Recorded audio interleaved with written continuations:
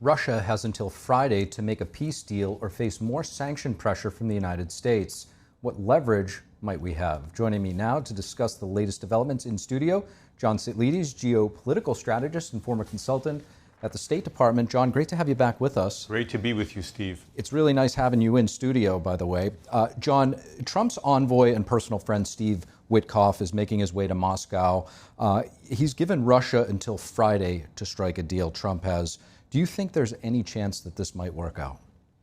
I'm concerned that it won't. I presume that Steve Witkoff is going with some measure of an ultimatum from the White House, but I don't think Vladimir Putin is ready to end the killing in Ukraine right now.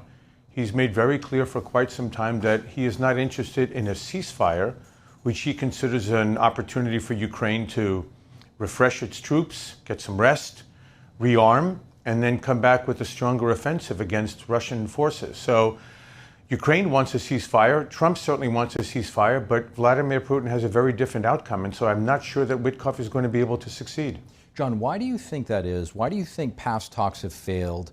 And I guess what's at the crux of the matter? What's really motivating Russia at this point? We just go back to his statements in 2021 and 2022.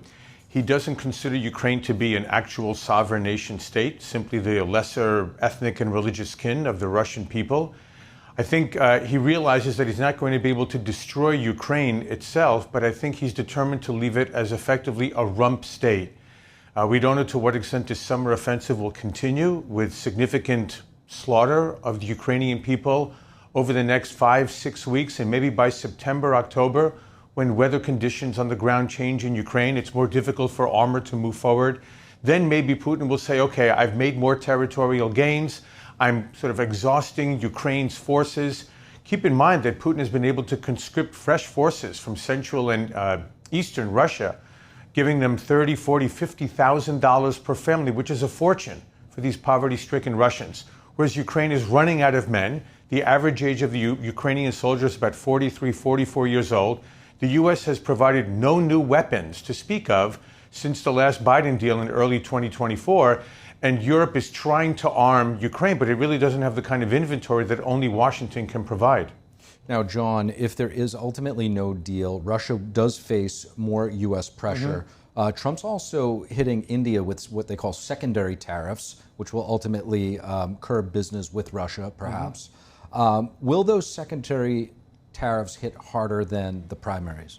Well, first of all, we'll see to what extent this is brinksmanship and whether or not there will actually be significant tariffs levied on India trade, secondary sanctions on any of those governments or companies that are buying Russian oil. Several months ago, it was a 500% tariff threat. Now it's down to about 100%. But I find it very difficult to believe that we're going to actually impose 100% sanctions, tariffs, that is, secondary sanctions, on entities that are buying Russian oil in China, in India, and in other countries. Keep in mind, Steve, that most countries around the world have utterly rejected the U.S. and EU-led sanctions regime against Russia. They've counted on Russia, which is not only a nuclear superpower, but a commodity superpower for oil, gas, coal, and rich uranium, including the U.S. We've been buying 25% of our enriched uranium from Russia. And the European Union has still been buying massive quantities of liquefied natural gas from Russia. That hasn't been sanctioned, let alone foodstuffs, fertilizers, timber, other natural resources, metals, minerals. And so Russia has been able, as President Trump stated in the preview to this interview, that it's not that they're wily characters, it's that they have sanction-proofed their economy as best as they can, knowing that if they invaded Ukraine, there likely would be these horrific sanctions. And they've been consulting with countries like Iran, North Korea, Venezuela, Cuba, to see what their experience has been in trying to sanctions-proof their economies and then doing the same thing in Russia. Now, John, with regard to China, we've seen Xi Jinping and Vladimir Putin kind of get involved in the so-called no limits partnership. To the question of what's really driving Russia right now, and will they be able to make a U-turn back to normality, if you will, how does China factor into this equation? Yeah, it's a great question.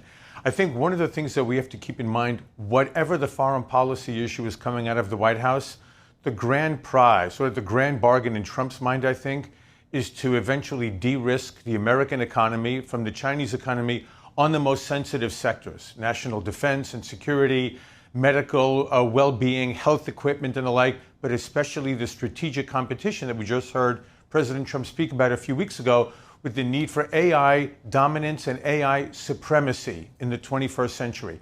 And I think that's where de-risking is going to be taking place. And the degree to which President Trump believes that he can sort of drive a wedge between Xi Jinping and Vladimir Putin, I think still remains to be tested, because I don't think it's a coincidence, Steve, that much of this sturm and drang against Russia and against India, but interestingly, not against China, which is the real threat to American security, comes just a few weeks after Russia, China, and India started speaking about revitalizing a trilateral cooperation agreement that dates back to 2002.